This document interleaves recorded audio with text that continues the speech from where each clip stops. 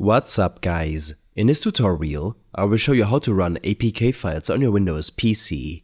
APK files, or Android package kits, are essentially the installation packages used by Android. The first thing you need to do is download an Android emulator. For this guide, we'll be using Bluestacks, one of the most popular and reliable Android emulators out there. Bluestacks allows you to run Android apps on your PC by emulating an Android environment. Head over to the Bluestacks website by following the link provided in the video description. Once there, you'll see an option to download Bluestacks 5. Click on the download button and the installer will begin to download. It's a relatively small file and should download quickly.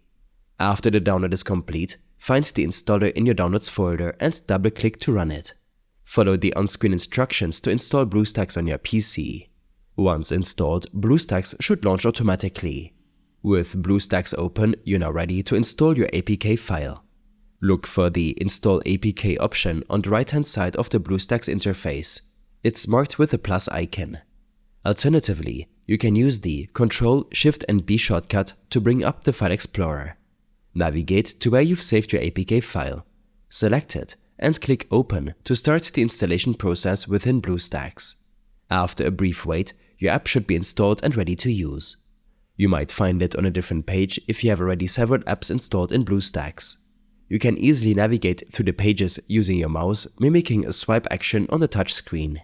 And that's how simple it is to run APK files on a Windows PC using Bluestacks. This method opens a vast library of Android apps to use on your computer, whether for testing purposes or to enjoy Android-only apps on a bigger screen. I hope this helped you out. Leave a comment if you have any questions and see you in the next one.